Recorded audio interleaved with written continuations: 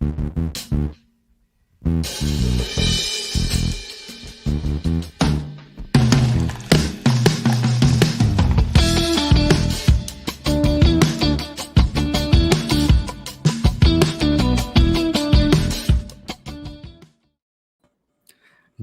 evening, good morning, good afternoon, wherever you are in the world. And we are back with a new episode of Social Confoes. It's Tuesday. You know what time it is. I'm your host, Diego, with on my left or right, my co host, Jean-Luc. And Jean-Luc, I'm excited to talk about the topic for today because it's something that's very been normalized. We will dive into it in the announcements. We already teased it a bit. But before we go into that, Sean, look, something happened to me today. Tell me. I Something really want to interesting. hear. I think for the first time, I really experienced FOMO.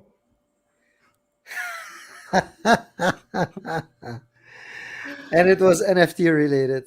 Yes, and it is the one project we talked about. We could mention it later at the end. But yeah, for the first time, I actually, because when they revealed everything today, the drop is tomorrow, Yeah.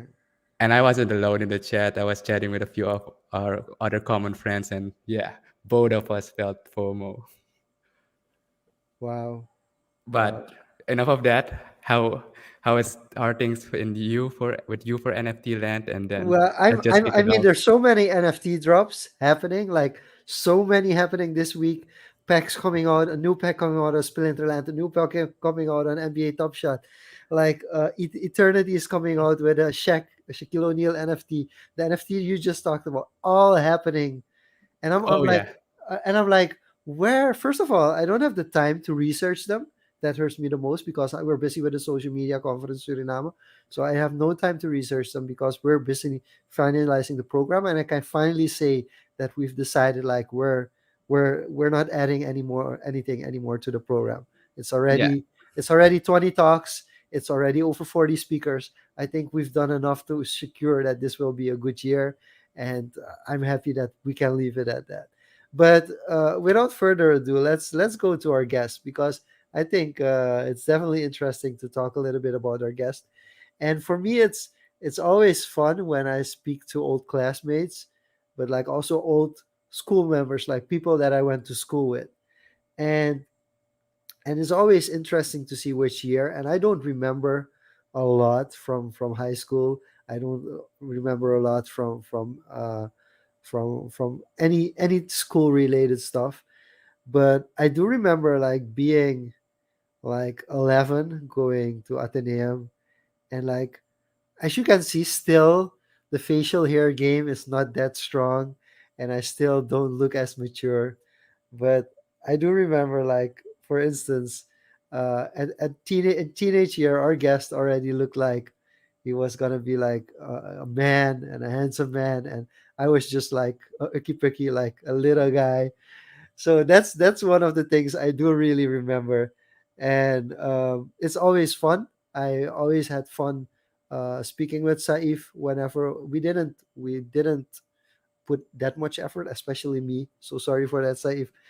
We never I never put in that much effort to catch up or ask questions. But when he told me that he was coming, actually we spoke once and then I completely let it go. And then the second time he was like, "Listen, I'm back in Suriname." And I was like, "Yes, okay, let's make it happen. Let's make it happen. I'm not gonna forget it this time." And even then, he had to wait a couple of weeks because I'm not as active on LinkedIn as I should be. I always like I'm gonna be more active on LinkedIn.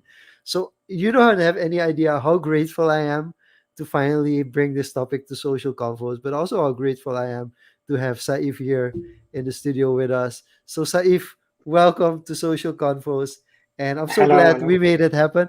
And I'm also so glad that we got to meet up this time around when you're in Suriname. Cool.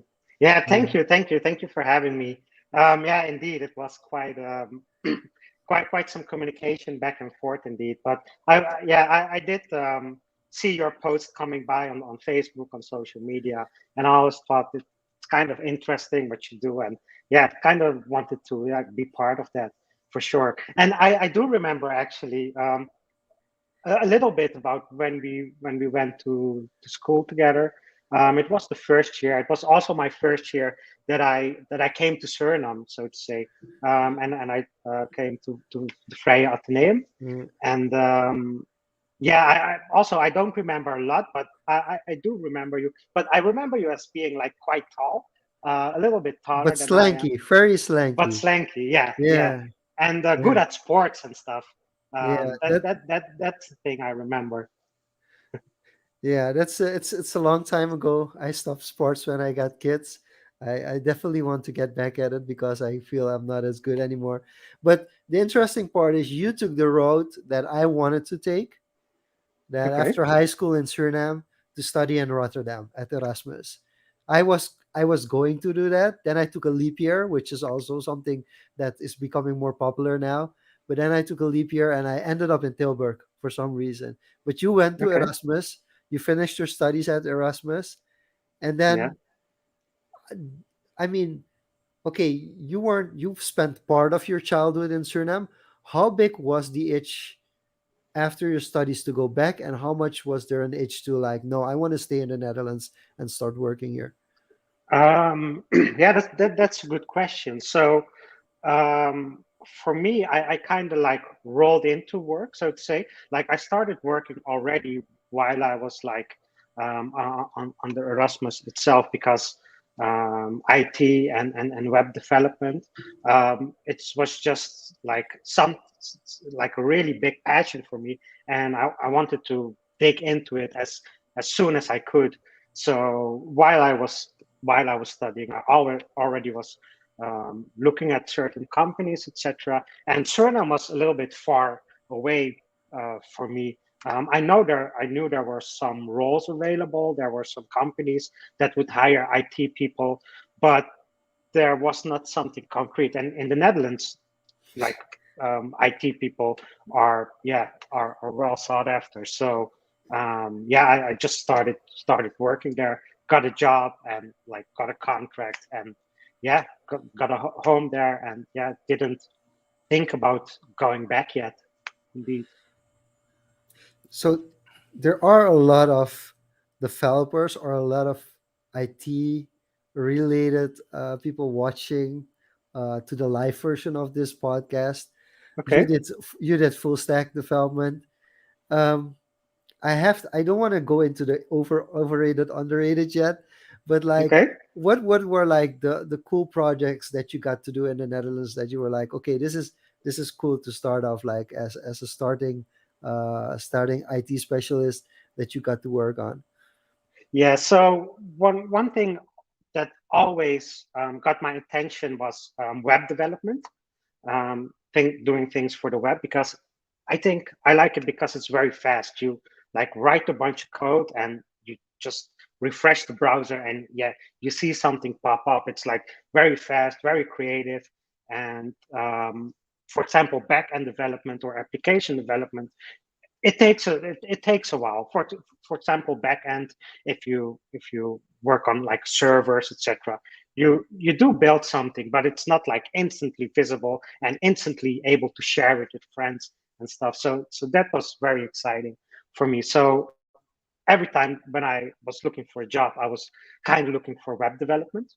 But every time they hired me for back-end development, so to say, so doing server code and stuff like that. But always like the front end part came into play, working with JavaScript, working with like previously with HTML, things like that, CSS, and yeah, it just like always came in my path to do full stack, do everything. I was also very like nosy, like going into all the things and finding out how things work. And yeah, it's always very exciting to me. That answers your question. And just to stay on this topic, just for a little bit on the topic of full stack, as information technology expands, because the jobs, the specialties within IT, it just keeps growing. Now you got blockchain as well, etc., and everything.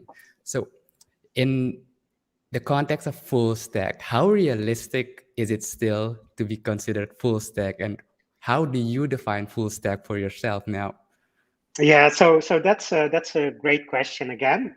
Pretty controversial also, especially in some companies when you ask that. Um, because there's like two camps. There's people that say, "Oh, full stack is a real thing. Like you can know like literally every stack, and you can work with every stack." And then there's the people that say, "Oh, you cannot be full stack. If you want to build something great, you need to have like a bunch of professionals that really know the exact way a piece of software works or a programming language works." And I'm also kind of divided in the middle. And I would say the definition of a full stack developer for me is you do have a certain set of tools where you are provisioned in. For example, for me, that would be React in the front end, that would be Node.js, JavaScript. From those things, that programming language I know a lot about. I can tweak the system. I can spot things that are um, not well designed and optimize things. And then there's languages that I can work with. For example, in one of the companies, I had to work with Xcode, like the programming language for Apple and iPhone for app development. And it's a whole other thing, like how that works and how you optimize for that. It's like so different for example, Java or JavaScript or PHP. But I could fix certain bugs and I could implement certain features because the kind of concepts are the same, so to say, if that makes sense. So you can work with it, and I think that is a that's a full stack developer. And also, what a full stack developer is, I would say, it's somebody who likes to work with different types of technologies. Somebody who is eager to when he or she sees a piece of software. Wants to dig into it, see how it works, see how things could be tweaked, and things like that. But if you if you ask me, the full stack developer, that's somebody that knows everything of every programming language. That's a hard one. It could be if you're a genius, but I would say the truth lies somewhere in between. I have to ask the question to both of you. Like, when did you guys start feeling? Because you're both more technical than I am. I only know basic HTML and CSS.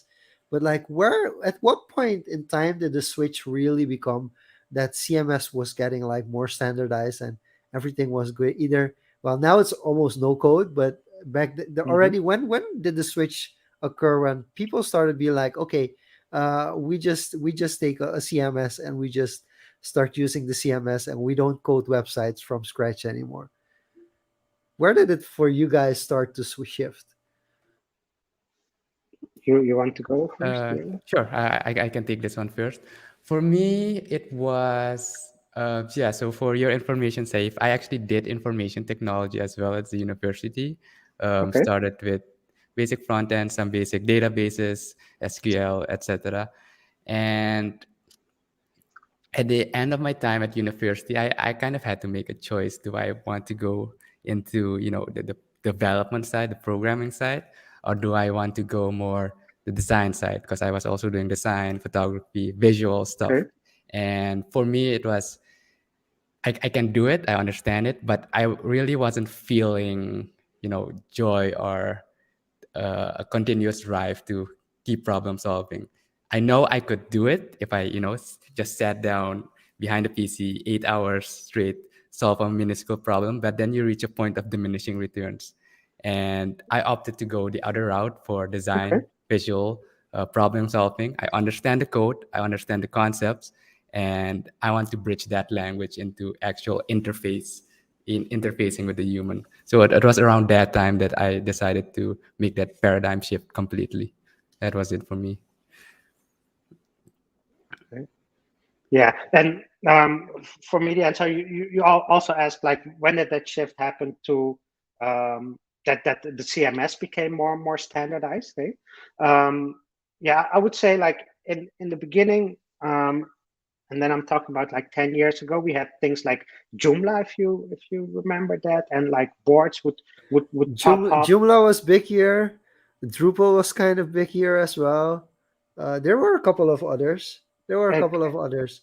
uh, WordPress, really WordPress. I was pushing for WordPress because of the ease, but like 10 years ago, people were like, "Nah, that's not something right. we It's consider development." You know?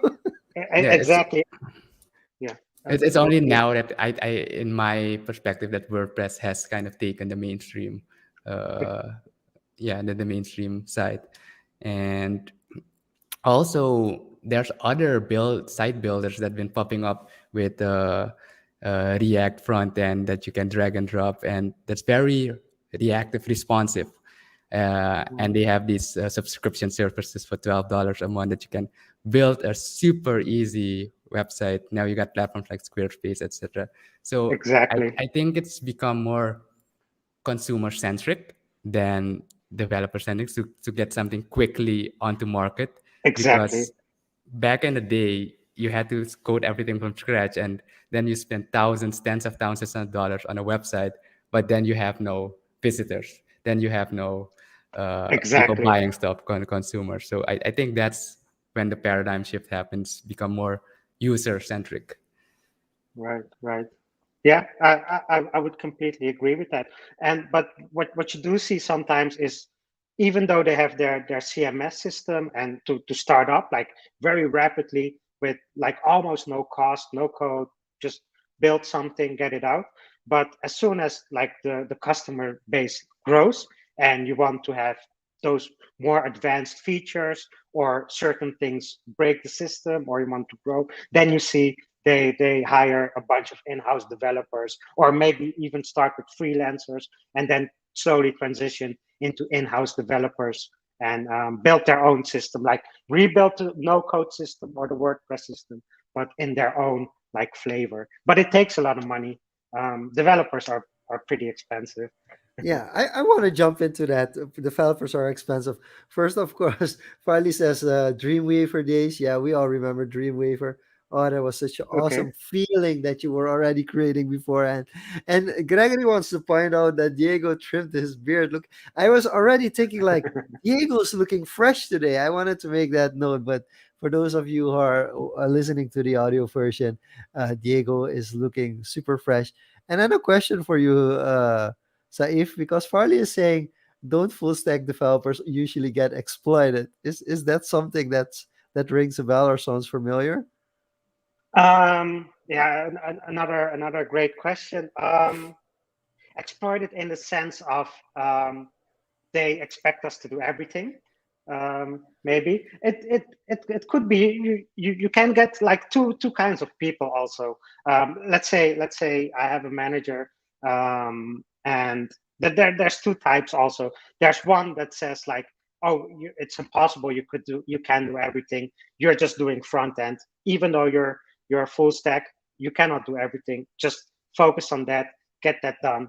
And then um, there's other types of managers that would say like, okay, you're full stack, okay, here's a cobalt system of like the 1900 something, and please fix that for me. So in a sense, yeah, you could say, there's ways, full stack developers get exploited. They expect us to everything, and most managers or product owners don't know like different programming languages. They just know there's a bug somewhere. You're a full stack developer. Go on and do that. You So figure it in a out. sense, you figure it Yeah. out. Yeah. So okay, last question until we move from the full tech development days to what we're actually going to talk about. Buenas noche from Anil. He wants to know a little bit what's the link. Is there a strong link between Erasmus and web development? No, that's a funny story actually. So the study I did, it was called Informatica and Economy, so information technology and economics. And a lot of the teachers there didn't think that study fits in the Erasmus University. They thought Erasmus University was something for higher education, so something for managers and something for like top level, like CEOs and things like that. Some of them thought like, we're not going to teach you how to do development because that's to be ahead of IT. You don't know how you don't need to know how to write code, and that's also quite a controversial topic because there's two camps in that too. I personally think if you're an IT manager, you should know something about IT and something about development and know what's possible, what's not possible, and follow the market. But there, yeah, they what they were saying was, as a manager, you don't need to know anything about coding at all. You're a manager of the IT development, so it's controversial. And eventually, they It's very stopped this. controversial indeed. I can imagine. Yeah, it's like, okay, you only need to know how to manage, but you don't need to. It's yeah. It's the it for me, Diego. It pretty much has the clouds and the dirt feeling. Like the university saying like you don't need the dirt part, and like in Yeah. reality, you do need the dirt part because otherwise, like somebody your team can tell you something, and it's like you can't control it. You don't even know if it's true or not because you can't actually have a look at it because you don't understand it. So yeah, I think it's very controversial. As yeah, Yeah, Yeah, I can but imagine. bridging that gap is important. Yeah, go ahead, Saif.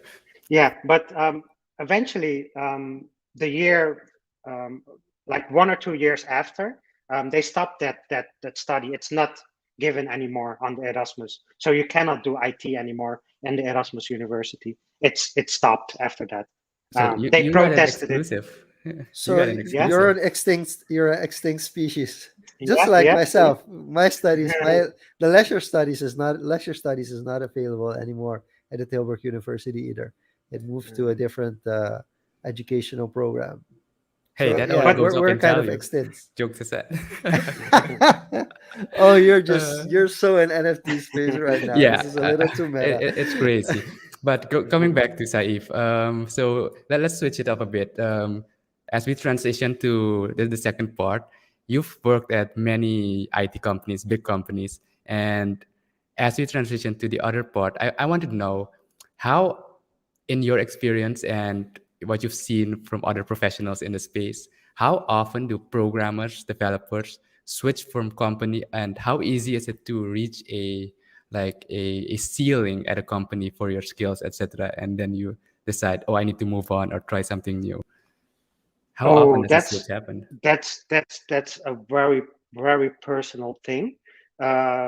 So and there's also like different types of programmers in a company. For example, you have the freelancers or the contractors. They usually stick around for a little bit of time, and then they move on.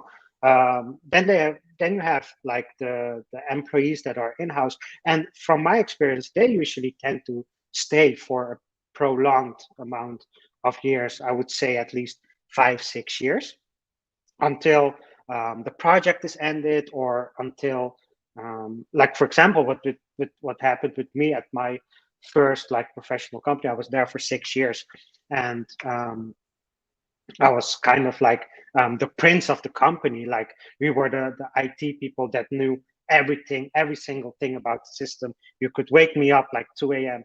and ask me like, how do I fix this line of code? And I could tell you exactly which file, which line of code.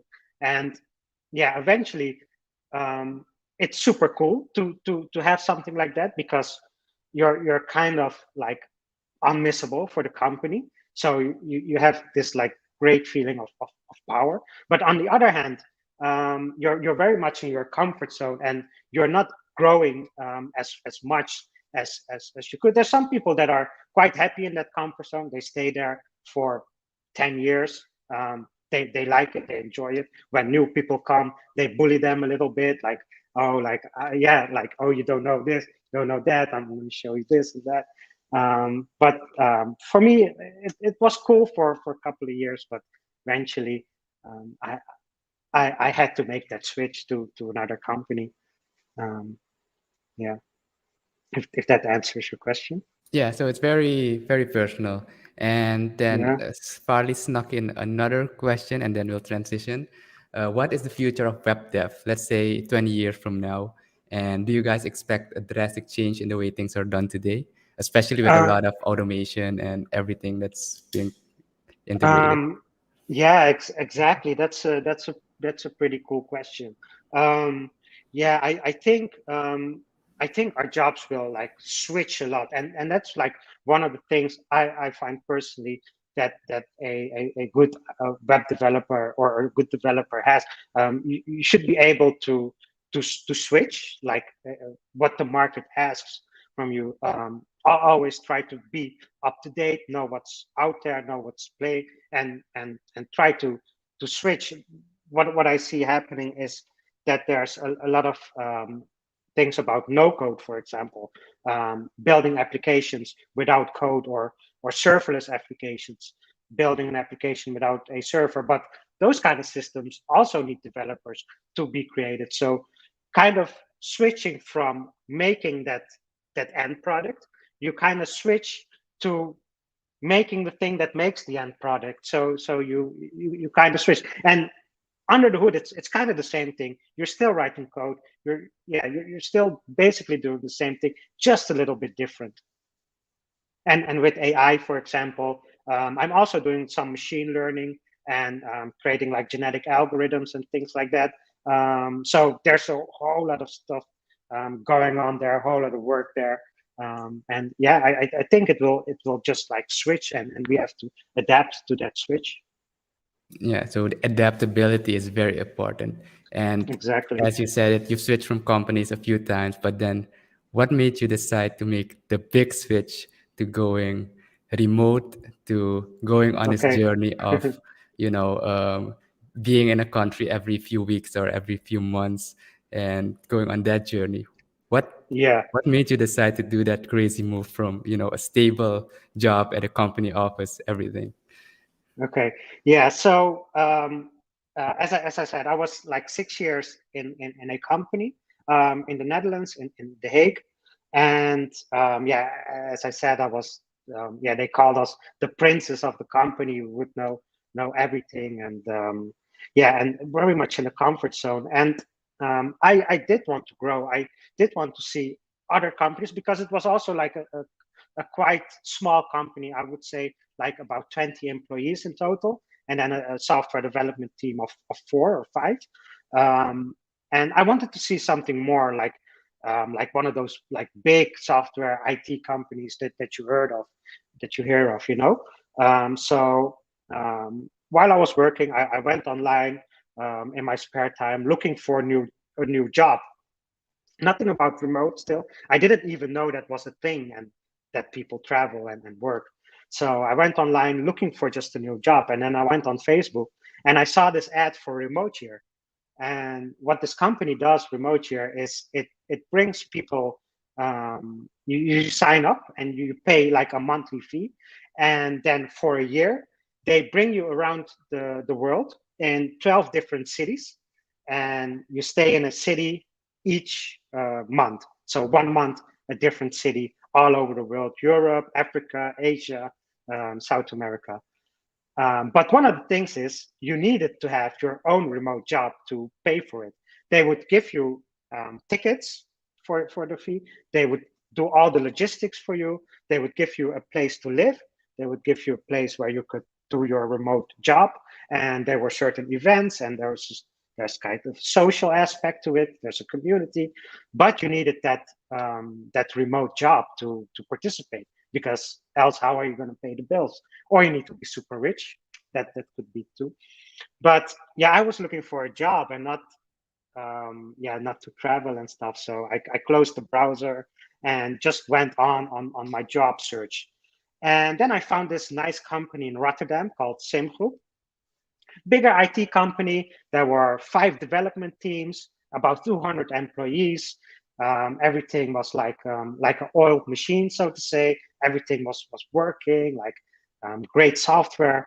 And I thought, okay, it's a new job, a new challenge for me. They eventually they offered me a contract in Rotterdam, and I said, cool, let's do it.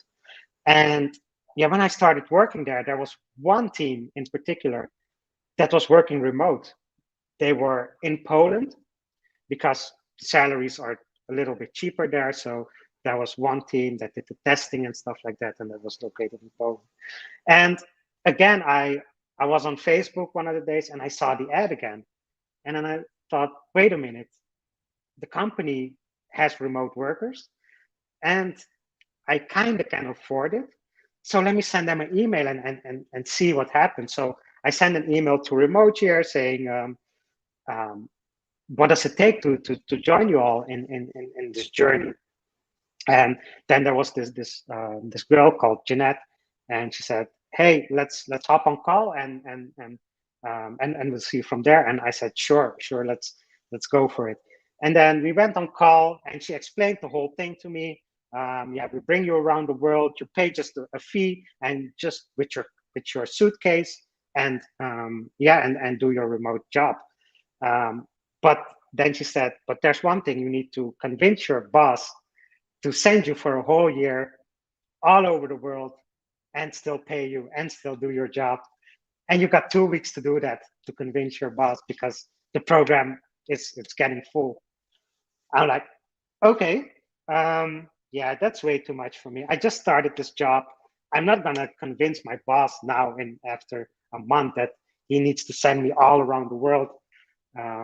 So yeah, I kind of closed the laptop again, and yeah, next day I went on my desk, was reading the morning paper, and then and usually the big boss, like the CEO, you don't see him often, you know, in a big company. It's like once a month you see him somewhere.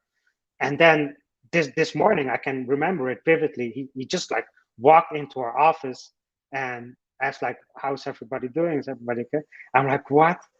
Should I just go and ask for a meeting? Should I just do it?" I was like questioning, thinking, and I said, "Okay, I need to stop thinking right now. I'm just gonna go to him and just gonna tell him." So I went to him and I asked him like, "Hey, I got this plan.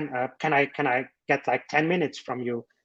And then he said, "Yeah, I'm kind of in a rush right now, but come back later today." So I went back later and yeah, I printed out some things about the remote year, and then I went to him and I said like, "I have this plan to go for a year. I'll do this and this. It will look good for the company also, kind of."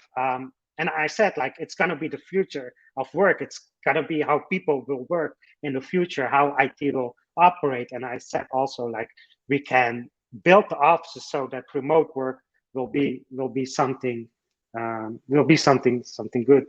So you And then basically built a mini pitch deck to see to ex- show how it benefit the company.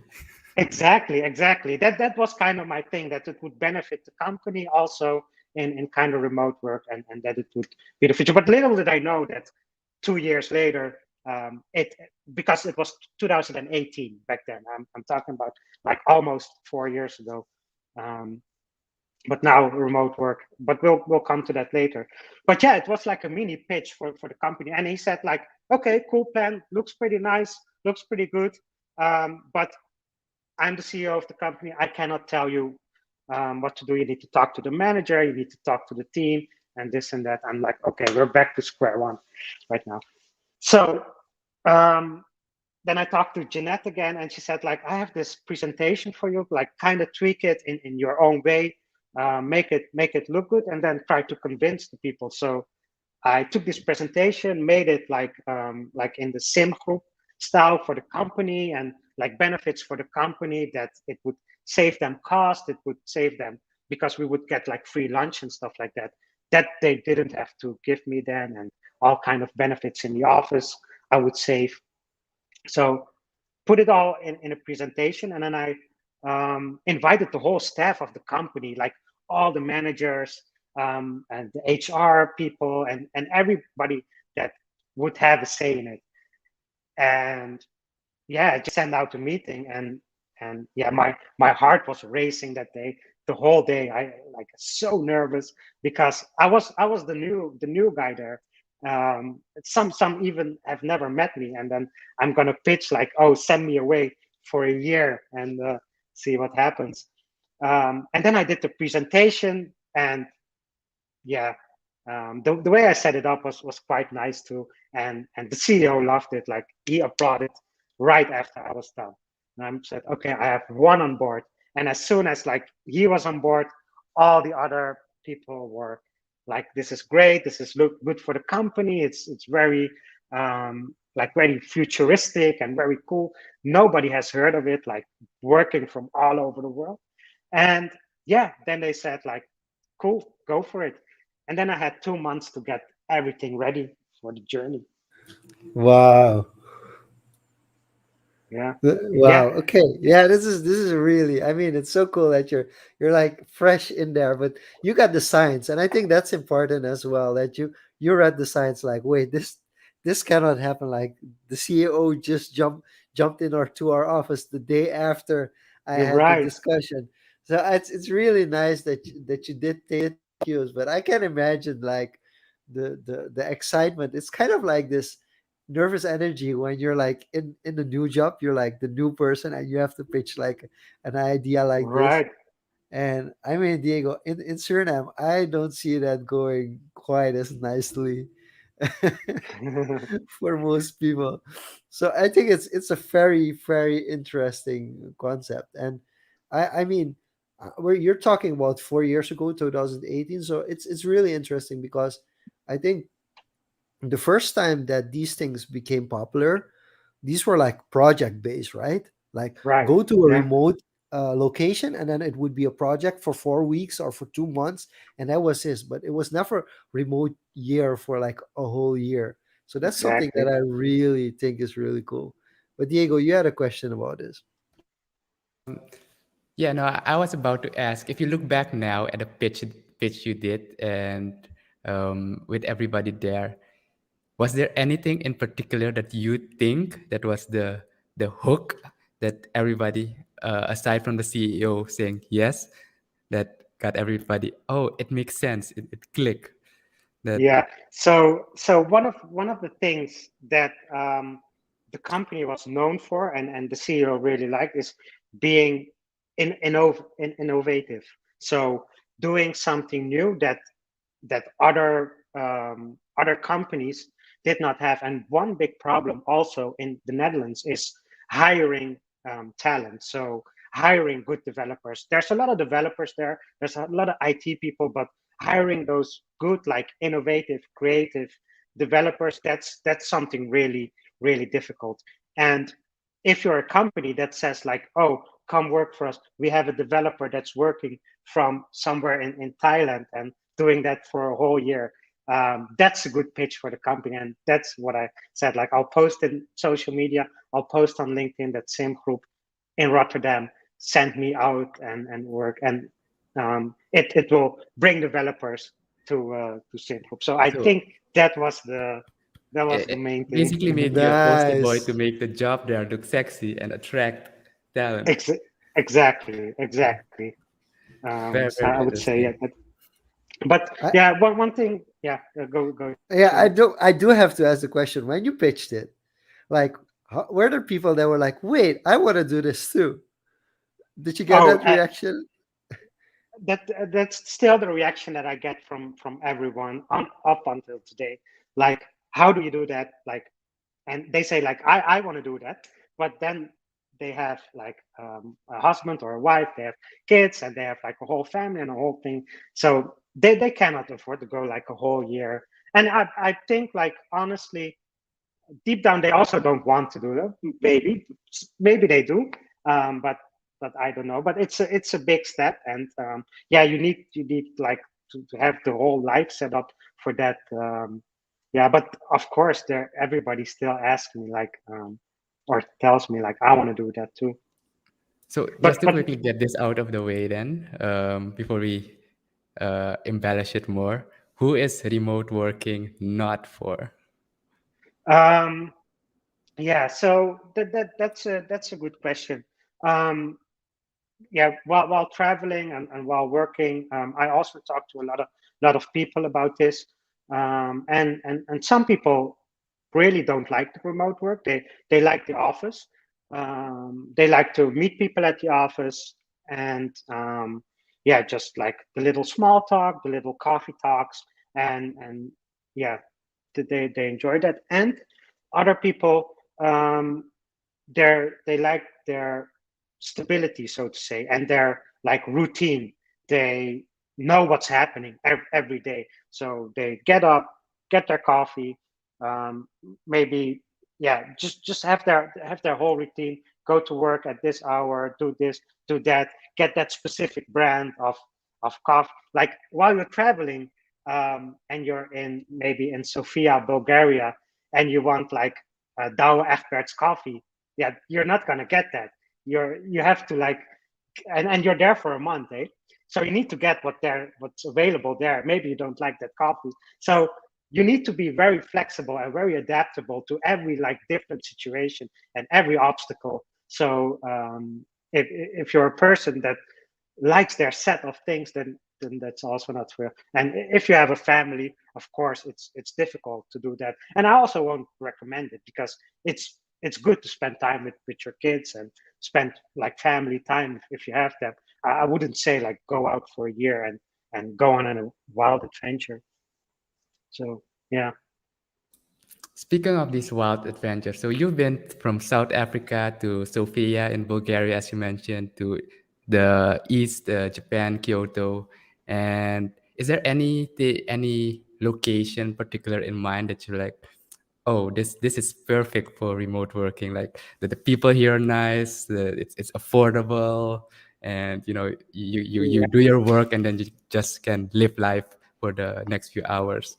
Wait, is Okay. there Yeah. anyone that stands out?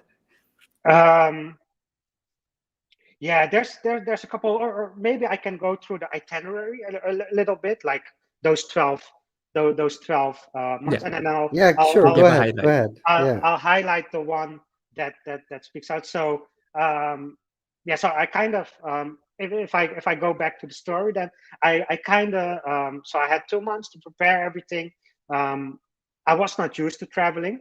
Um, except for the Netherlands and Suriname. Like that's the main route we used to travel. Like if I go on vacation, it would be Suriname. I didn't know anything about any other country, so I needed to get like visas for specific countries. I didn't know anything about that. I needed to get vaccines, things like that. Got 2 months to do everything, but yeah, eventually got it all around.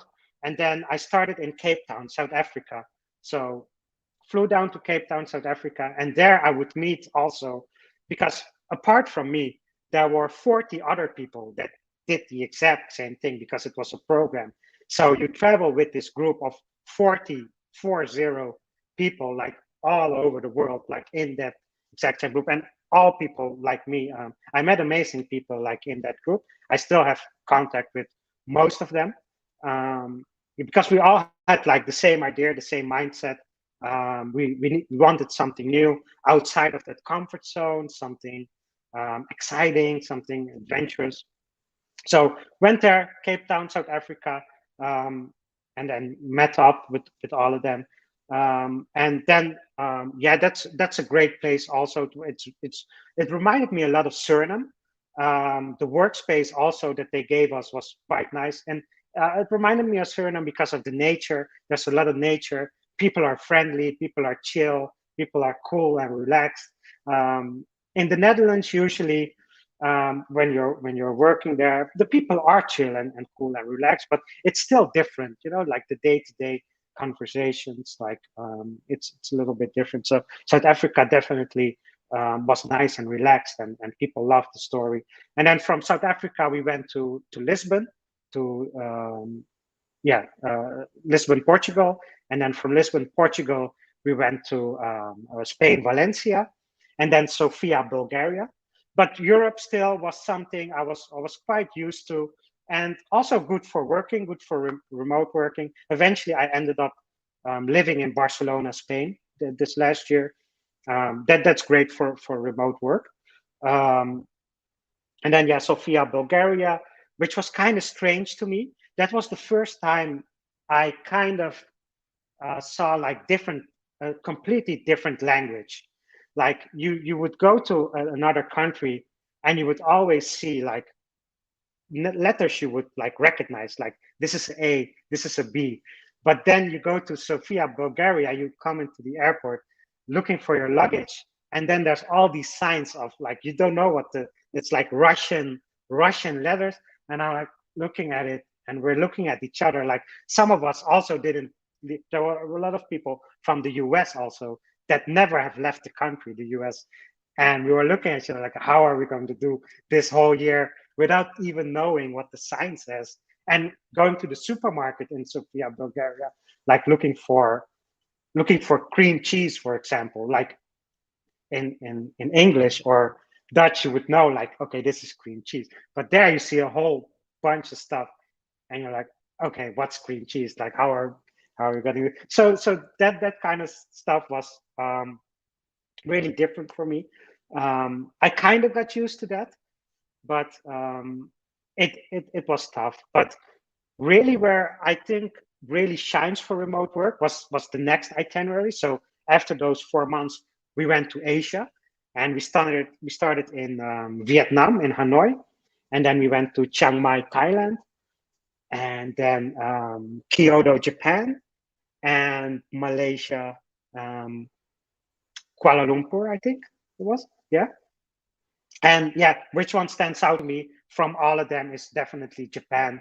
Oh, it's just like it's a whole other thing. Everything is, and especially for IT, I was amazed by everything there in Japan. Like the details that they have. For example, yeah, like the sliding doors.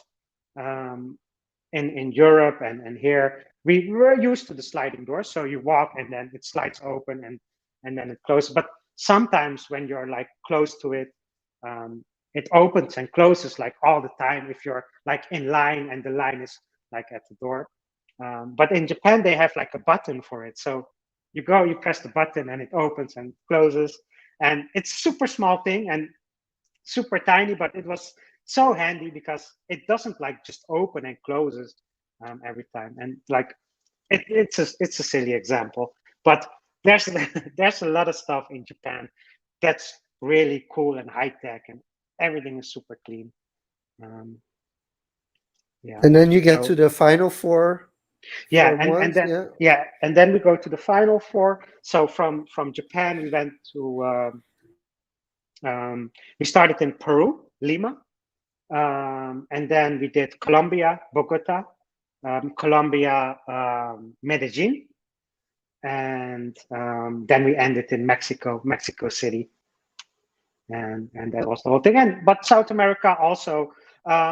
What I wanted to say about South America, like in Suriname, I think there's a big misconception of what South America is. Like if I tell the people, oh, I went to South America, and then the first thing they ask is, did you not get robbed? Did they not like kidnap you? I'm like, no, no. And I even heard people asking me like, if they see in your passport that you went to Colombia, don't they ask you questions? I'm like, no, they don't ask me questions that I've been to Colombia. It's a great city, and I recommend everybody to like explore South America, explore the continent that we're living in, because it's great. It's great for travel, great for tourism, also great for remote work, and yeah, So yeah, I think in Colombia a lot of things changed because I think 15 years ago, if you would go at night, you would still see gunshots and those kind of things. And I think right, they have completely shifted everything around. And it's right, kind of interesting, like in your year, that if there's one country you spent 2 months, it's Colombia, which is really right, it's right. really interesting.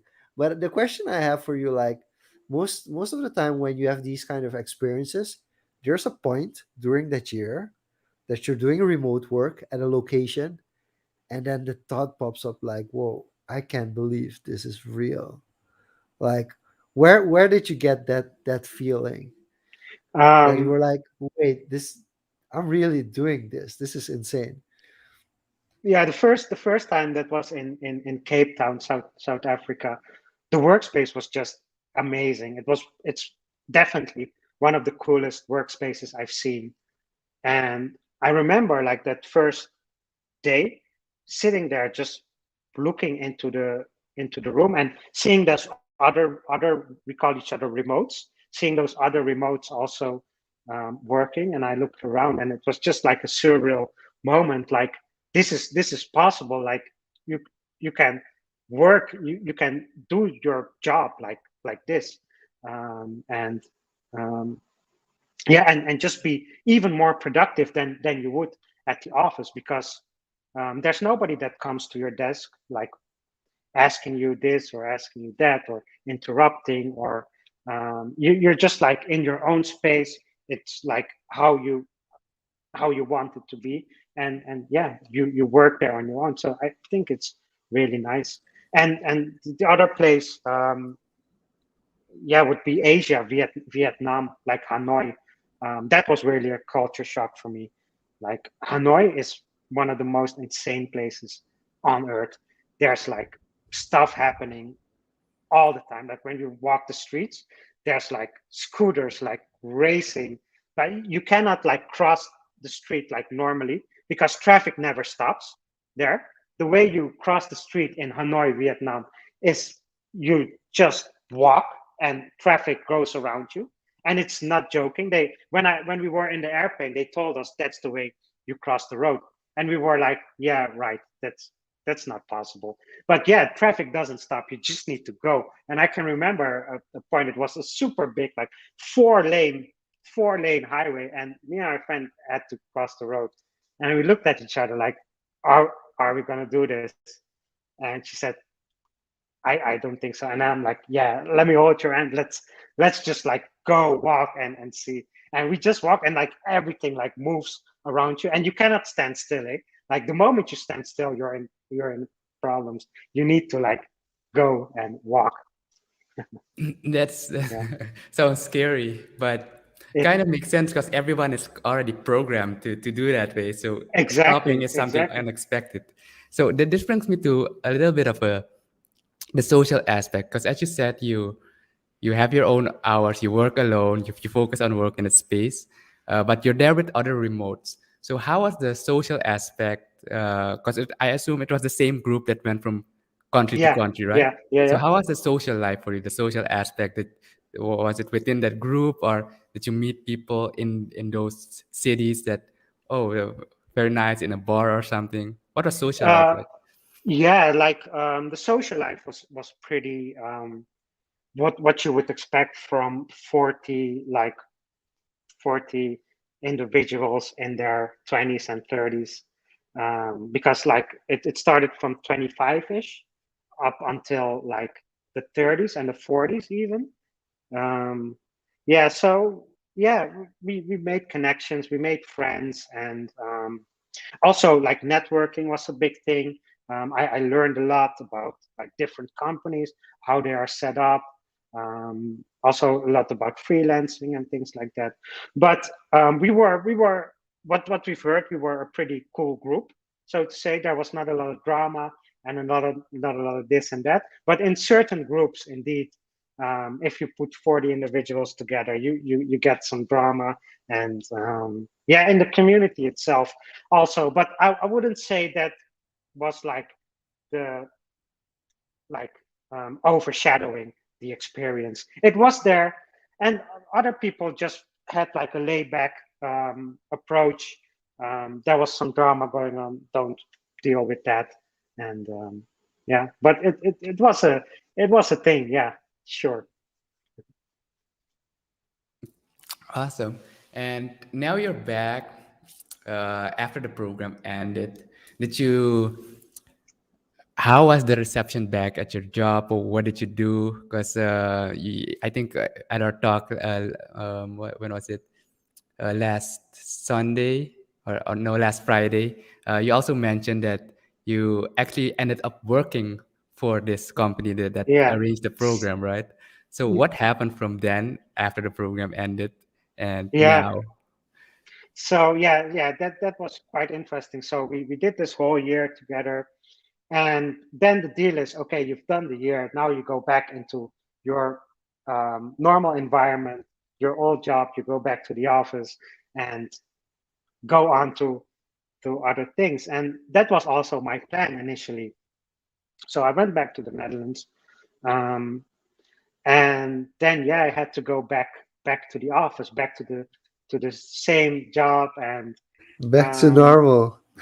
back to normal indeed, like what we're gonna experience soon, like back to normal. But what I experienced, like the normal for me, had changed. Like I've seen so much of the world right now, met so many people, saw so many opportunities also, because yeah, when you travel all around, you see like all these kinds of opportunities and things like that. And I just couldn't do it, like couldn't fit in anymore. I wanted to go again to the, instead of going um, back to normal, so to say. I wanted to like proceed on and see how far I could go. So yeah, eventually I left the job at Simgroup, even though they sent me all around the world, but it was just not a thing anymore. So I quit, and everybody asked me like, "Why did you quit? You're crazy." Even my parents and family. And I said, I'm going to look for something else. Um, yeah, and they said to me like, it's super hard to find another job in the world, and especially a remote job. Like people are not going to give you that.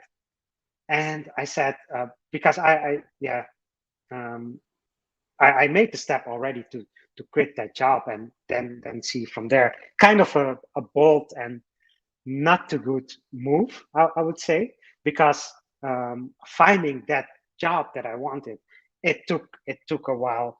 Um, I would have interviews each week, and each week they would say like, "No, that's like remote work. It's not going to work.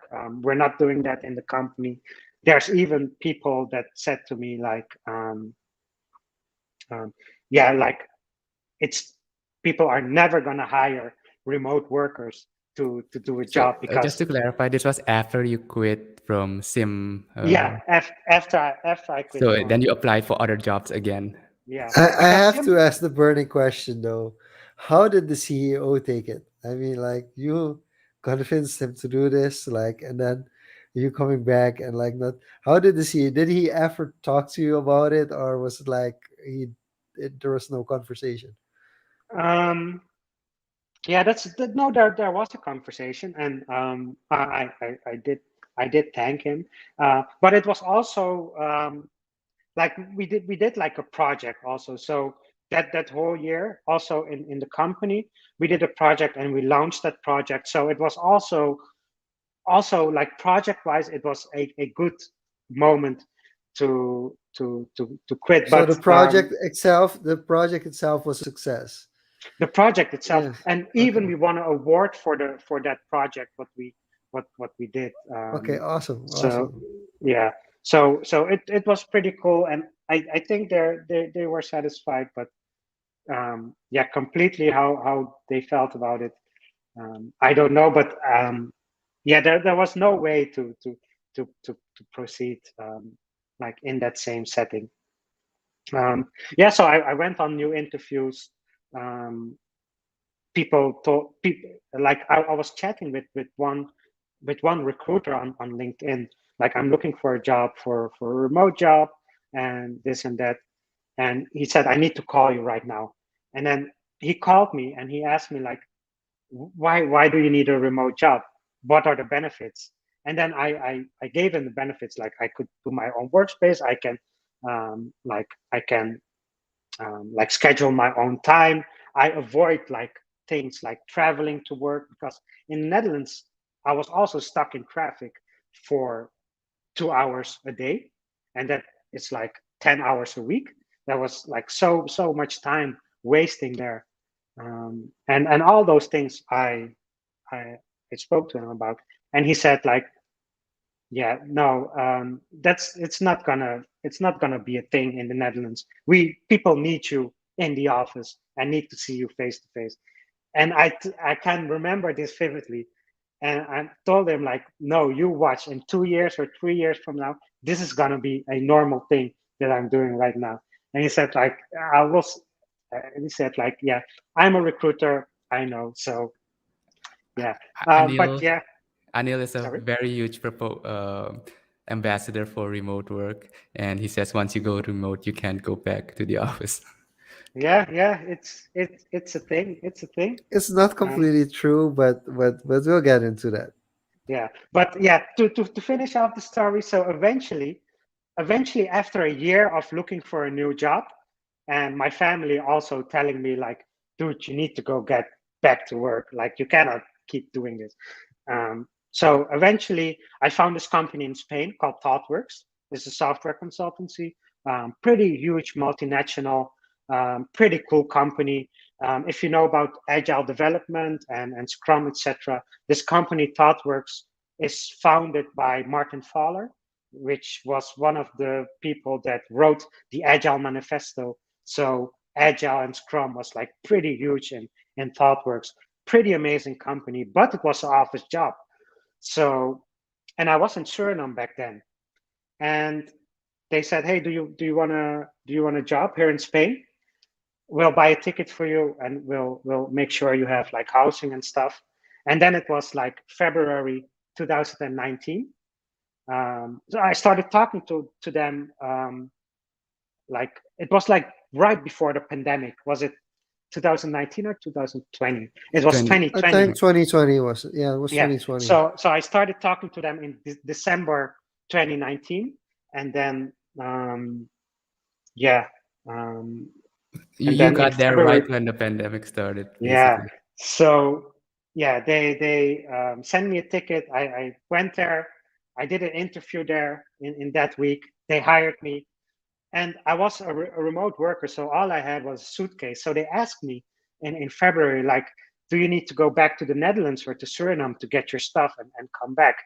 Um, and then you can start the next month. And I said, no, I got my stuff with me. I can just start right away. I started right away. Next week, full lockdown, no office work, everybody working remote. So yeah, that's the story, and that's how I got back into remote work. I kind of gave up on the dream of doing remote work, but because of the pandemic, I was kind of forced back into doing remote work at ThoughtWorks, an office job, and yeah, from there it started. The spark started again to do fully remote, and yeah, quite interesting. And I have one, I guess, question about the program. Because Devin says, dang, that's a thing, right? And usually people don't know it's a thing. Or as you said before, you either need to have a job that's well paid. So what range are we talking about budget for someone that wants to do this? Uh, yeah. So yeah, then a little bit about the program, or let me start like this. So I did ThoughtWorks for 18 months, and but I was still in the community of Remote Year, this company that brought me this year, because we're in this big community of 2,000 plus remote workers. Because every time new digital nomads join the community, so eventually they wanted to hire developers, and eventually I got a job at Remote Share, because during the pandemic the company kind of shut down. They yeah, kind of no went flights, bankrupt. nothing. So Nothing. So they went bankrupt. Like all the people that were traveling with that company just got stranded where they were. And then eventually stuff started up again. They got like new management. They got now a company called Selena. That that company does hotels all over the world. Bought Remote here, and now they have new management. And now they want like an in-house development team. And I'm one of the first like in-house developers that joined Remote here. But also coming with that new change of management, they also offer different packages. So they have now the 12-month program. That's what I recommend, though. That changes your life completely. But then again, they have like the 4-month program right now. So you can do 4 months, and you can even do a 1 month program. So if you want to come into community and just do a 1 month program, that's available too. And they have like retreats, and so they have like all kinds of different stuff right now. But and I don't know the prices from the top of my head, but it's around the 2,000 US dollars a month. And that includes your flight tickets, that includes your accommodations, that includes a place to work in each city, and that includes like events and access to the community. So all in all, It's if yeah, so go on. no, I'm doing the math, and if you He average it hey, out, like 7 Ethereum, something like that a year. uh, Yeah, but if the way I did the math was like I was living in an apartment in the Netherlands where I paid around 1,000 to 1,200 euros a month. So I kind of sub let that apartment. So that's already a 1,200 to 1,000 I saved. Then I had a car, which you pay like a couple of $100 for a month, and then gasoline and all that kind of stuff. So you save on that. And then yeah, then you pay for the work. So it kind of evens out. And then there's a lot of costs in your life that you can just save on. Like if you put it all together, like for example, gym memberships, memberships to this, memberships to that, and yeah, and life in the Netherlands is pretty expensive because they travel to cheap countries like Asia, Thailand, where you can get a meal for $2. Um, so all in all, it kind of balances yeah, out. it averages out to substitute. Yeah, for here it would be a bit more challenging, but yeah, for Exactly. someone in the Netherlands, I could see it being pretty affordable actually. Yeah, But yeah, yeah, and for the US too. For here, yeah, yeah, 2,000. so It's Jean-Luc, looking it's at kind you, of do a you going think price. looking at the time, shall we do some quick over under and then Yeah, close let's it off? finish it off with some over unders. I think that's a good way to close off Okay. this So as you episode. Yeah. said before, you don't want me stealing your topic, so I'll let you go Yeah. first. Let's do two Okay, each. awesome. Let's do two each. So basically, Saif, what we're gonna do is we're gonna present a topic to you, and you tell us if it's overrated or underrated. And if you want to Okay. elaborate a little bit on the choice, you can do so as well. So my first pick for overrated, underrated would be WordPress. Um, I would say still a little bit underrated. Yeah. I think it's a pretty cool software, especially for people that are just starting out and just want to experiment with something. I think I have used it also for a couple of websites. It's pretty quick. It's easy to set up. It has a great community. That's also important because some of the things you pick don't have that because you always end up in situations where you have to figure out something and like how to style a button or how to put a button in some places. Um, and then you have the community that really is there to help you out. So I think, yeah, people should use it. What do you all think about it? No, I agree. We use WordPress for ourselves, and Yeah. Jean-Luc, I think you guys started a program with that also, right? To kickstart. Yeah, we did a create your own website, but I think it's without proper, like, you need to have somebody who has at least a little basic knowledge of how a website works. It's like you can start off with zero knowledge. You do need more than zero knowledge, or you need Exactly. a lot of patience to watch a lot of YouTube videos. Then it works as well. But it you do need somebody who's at least a little bit tech savvy. If you don't have anybody That's tech savvy, it's gonna be a long ride. So that's I'm true. actually I, I think it's properly rated just because there's so many WordPress websites in the world that have never been updated. Like, they have been built That's once true. and then have been completely Yeah. forgotten about. So I think it's properly rated for me. Yeah. Diego. Yeah. I can see Yeah, that. But I'd also say. because I promote it a lot. So for me, it's hard to say it's underrated for me because I promote it a lot. Yeah, I'd say it's properly rated as well. Um, it's easy enough, and it's pretty mainstream. So But I'm happy to hear from a developer yeah. that it's a little underrated. So that, for Yeah. me, that's So, definitely a good thing. so what was your Well, second one, Jean-Luc? let's do it one each. Yeah. So I do one, you do one, I do one, Oh, you do one. okay. So, Yeah. did you want to add something, Saif, or can I ask? Yeah, one more thing I wanted to add is like one thing about WordPress is that it's super flexible. Like you can build like all different kind of websites with not just like a static or a blog, or you can build whatever. So that's also super cool. All right. Since you mentioned in the beginning, it's basically Facebook ads that got you in this program. So, Facebook ads, overrated or underrated? Now, like Ooh. 2021. Yeah, that's a tricky one. I'm not like super for the ads, indeed. They kind of bug me. But on the other hand, they do give you something like you're looking for. There's a couple of times there that yeah, I don't know if it's spying on you or what it's like looking at your cookies and stuff like that. Um, I think if you, it's a tool to use. um, you know how to you need to know how to use it properly, because it can give you the information that you're like looking for, but it can also like bring you into like strange places, or kind of force you to buy into a certain product. So be careful and be mindful of it. um, but in terms of overrated and underrated, um,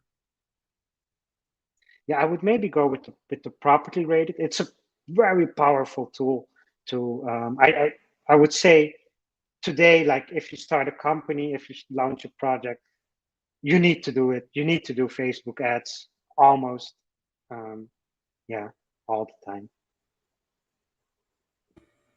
Okay, I'm gonna throw you a little curveball. Um, Public transport. Hmm. Is it overrated or underrated?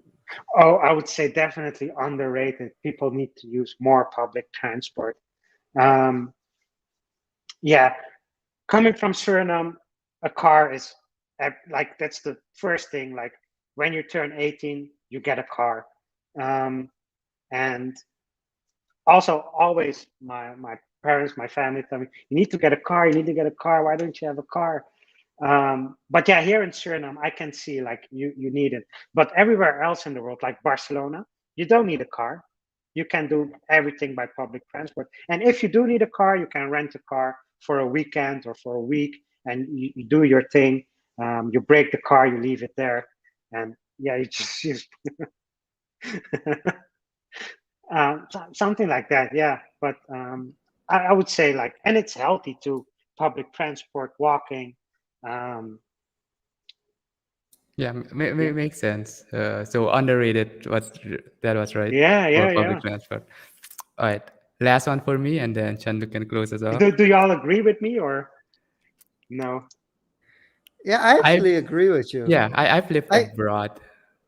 Yeah, the thing with it is also, I mean, one of the things that is underestimated, which you kind of briefly mentioned, is also being stuck in traffic. Like if you're a driver, if you have to drive Mm-hmm. yourself on The your the way, the mental commute to work, stress. the no, but the commute to work, you can't work. Like I think that's one of the biggest things. Like if you have to drive yourself to work, and that drive is like 1 hour to work and 1 hour back, and you're in the car driving, yeah, you can multitask, but please don't do that. Whereas if you're Right, taking the train or the bus, you could be like thinking like, oh, I need to fix that. Let me write that down. Let me note that down. Let me quickly send a message to this person because I need that fixed before we start our weekly meeting. So those kind of little things, it's like where you're like, okay, do I really need it?